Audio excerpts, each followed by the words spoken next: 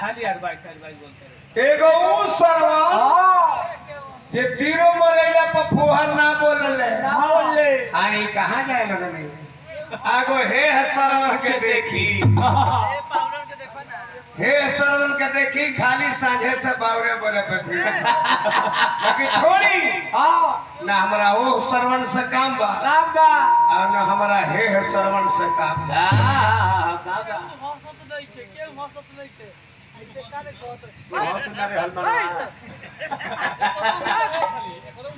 तहरो मेरे खाला ना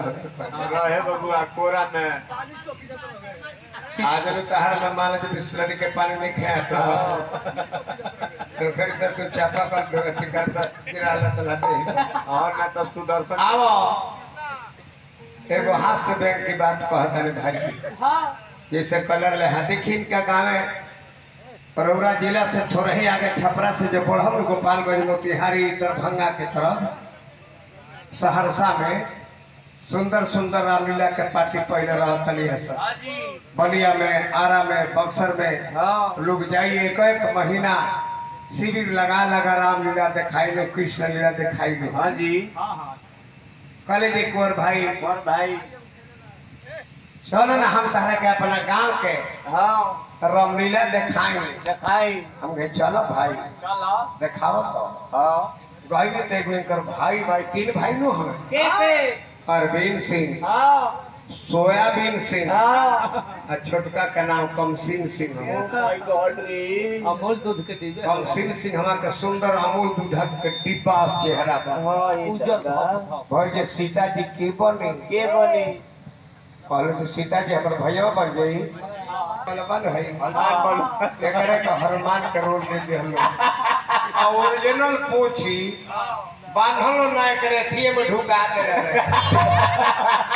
पोछिया ओरिजिनल पूछी है तना के मोटो हां इनके थिए में ढुका के लिए में सेम साइज ऊपर डालाओ में बांध दे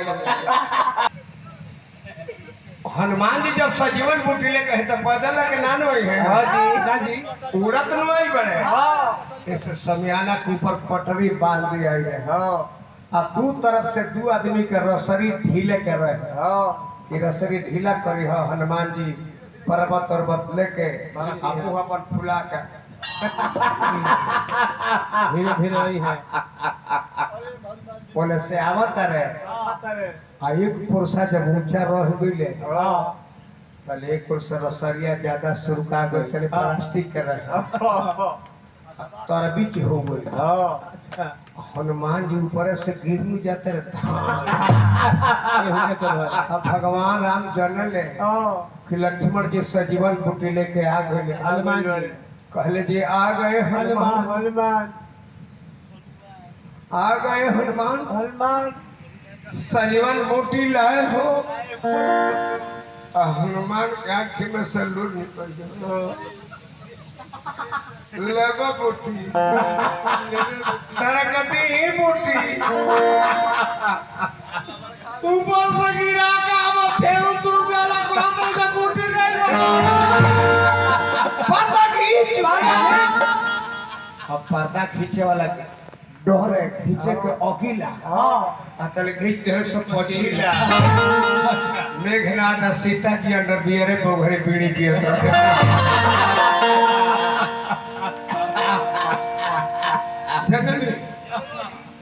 भाई आज इस ड्रामे को